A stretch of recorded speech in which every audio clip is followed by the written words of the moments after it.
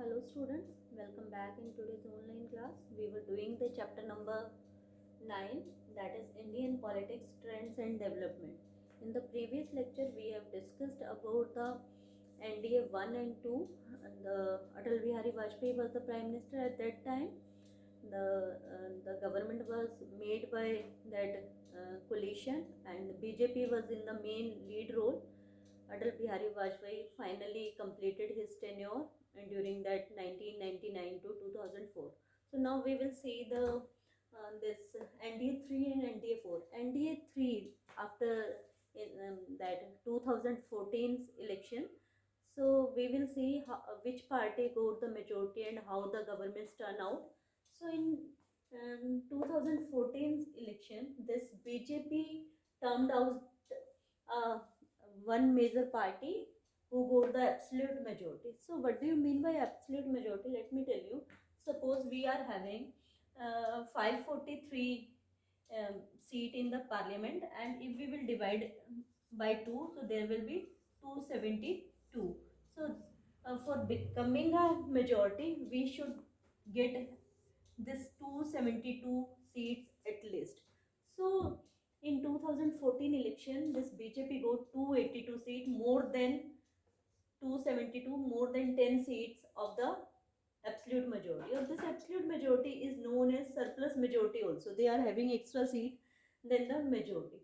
So this time, that is a very turning point in the Indian politics, because this Congress was ruling the country for a long period of time. Now there is a shift in that choices. The people of India, they were showing their faith on another political party, and this BJP was growing at a very fast speed. If you will see BJP earlier, it was Bharatiya Jan Sangh. In 1980 only it was converted into Bharatiya Janata Party, and in a very short span of time this party is getting popularity and expanding at a large speed. So in 2014, in the leadership of Narendra Modi, that was the famous slogan of 2014, that is Sabka Saath Sabka Vikas.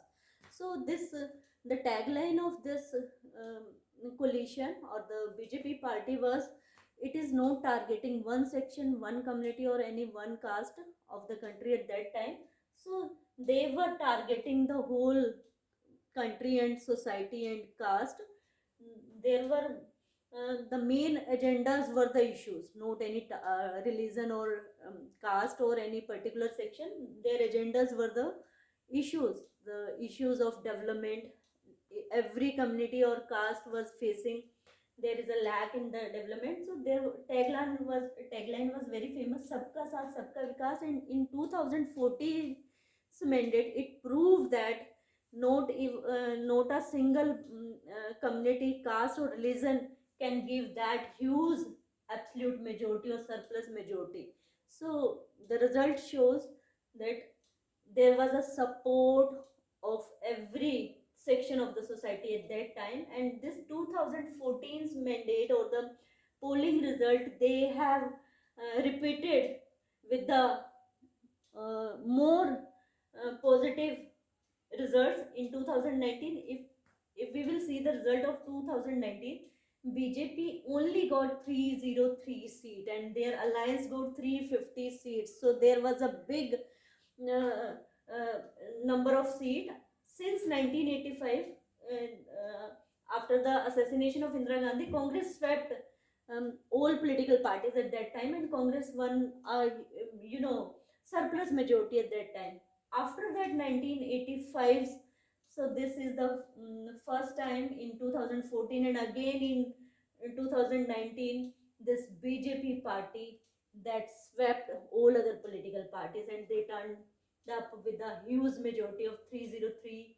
The single BJP got 303 seat and their coalition got 350 seat. So you can see out of 543 seats, if a party is getting 350 majority, so what is the meaning of that? So what is its meaning? If a party or coalition is coming with the full majority, absolute majority or surplus majority, so it is very, they are in a very strong position, and any rule it is very easy for them to implement or to make any new laws or policy, and later on you have seen the very strong decision taken by that government.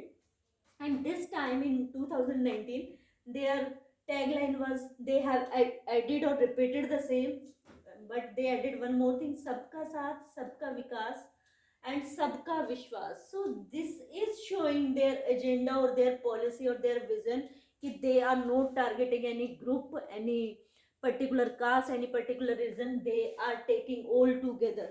If you will see this on the issue of triple talaq, this many Muslim women, they have supported BJP at that time, and by this law of triple talaq, many minority women, they were benefited, and their life were very miserable due to that particular act, and now they are feeling more safer and secure.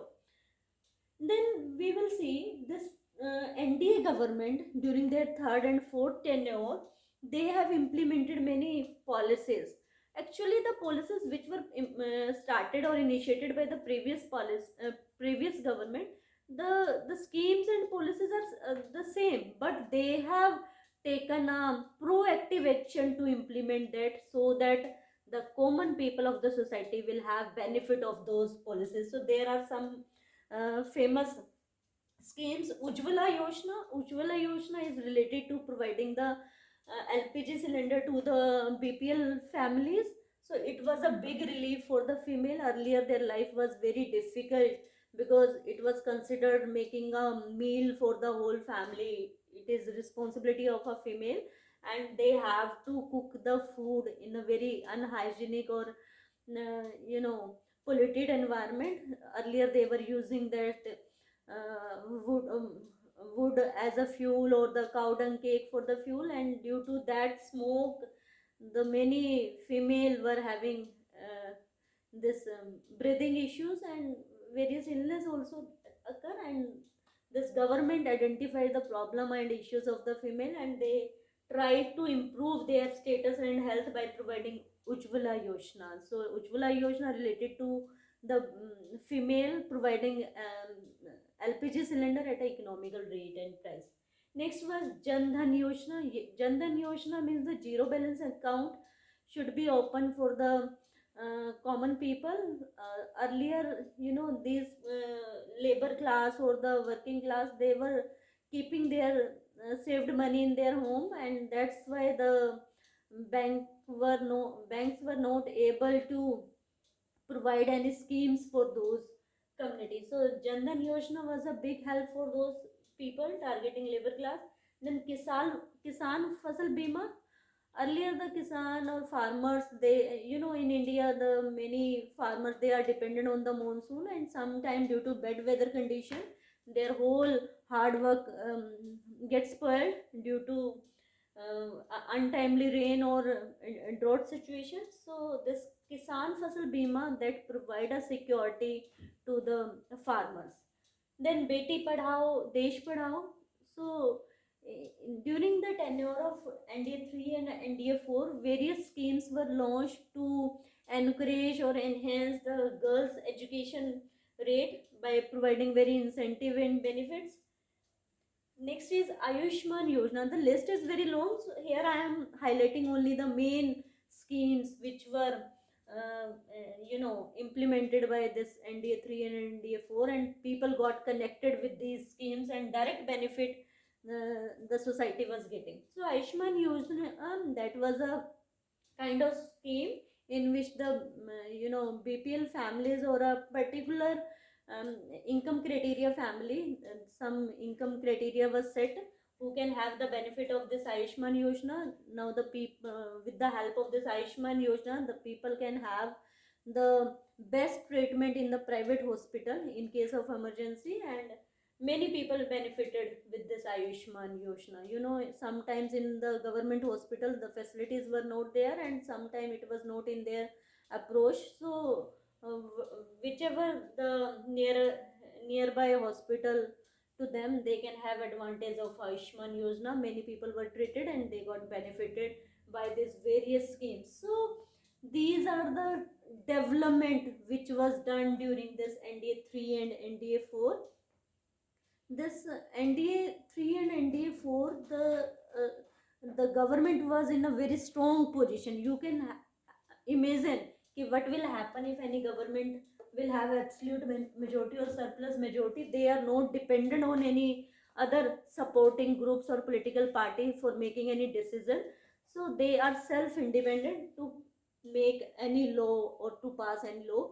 You can see the removal of article 370 and 35A, that was possible due to this surplus majority, and it was a big initiative or a big step to add this area to the Indian territory.